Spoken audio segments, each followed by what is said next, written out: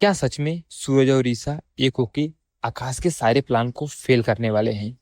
देखिए दोस्तों, आने वाले एपिसोड में जैसा कि आकाश की प्लानिंग है कि मैं किस तरह से सूरज की फैमिली को पूरी तरह से बर्बाद करूं और बिखेर कर रख दूं, उनके सारे परिवार के लोगों में फूट मत डालना, मतलब होता ना, एक दूसरे के प्रति झगड़ा करवाना।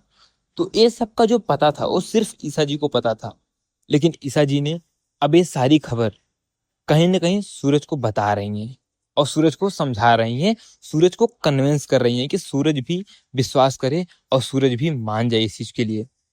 लेकिन दोस्तों, सच में सूरज मान गया है, लेकिन ईसा और सूरज एक किसी को नहीं पता चलने देंगे कि हम दोनों लोग एक हो करके आकाश के ये सारे प्लान को फेल करने में हमारा ही हाथ है। क्योंकि जिस तरह से आकाश आरओ का इस्तेमाल कर रहा है और अरविंद जी का इस्तेमाल कर रहा है, तो नो डाउट दोस्तों, अब आप देखेंगे कि ईसा जी किस तरह से आकाश के सारे प्लान को फेल करती हैं। क्योंकि वो सूरज के साथ मिल करके अब एक ऐसा बड़ा प्लान क्रिएट कर रही हैं कि आरओ का पूरा सूफड़ा साफ हो जाएगा। आरओ पूरी तरह से इस गेम से बाहर हो जाएगा। लेकिन ये बात लेकिन दोस्तों, जब सूरज ने ये बात अरविंद जी से बोला कि मैं और ईसा एक हो गए हैं और आकाश के सारे प्लान को हम लोग बर्बाद कर देंगे, तो अरविंद जी ने सूरज से एक सवाल पूछा, क्या सच में तुम और ईसा एक हो गए हो?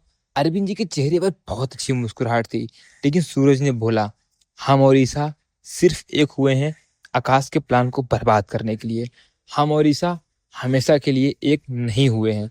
ये बात सुन के अरविंद जी बेहोश हो गए, क्योंकि अरविंद जी को बहुत ही प्यारी लगती हैं ईसा जी, क्योंकि ईसा जी को बहू मानते हैं, अरविंद जी दिल से बहू मानते हैं। लेकिन सूरज के फेस पे जो रिएक्शन था वो गुस्से वाला था, क्योंकि सूरज कहीं ना कहीं सिर्फ इस प्लान के लिए ईसा के साथ एक होके तैयारी कर रहा है। लेकिन दोस्तों, ये सब बीच में जो मूवमेंट बन रहा है ईसा और सूरज का, वो बहुत ही प्यारा मूवमेंट बन रहा है और वो बहुत ही लव मूवमेंट बन रहा है। तो दोस्तों, देखते हैं कि आने वाले एपिसोड में सच में ईसा और सूरज एक हो पाते हैं या नहीं।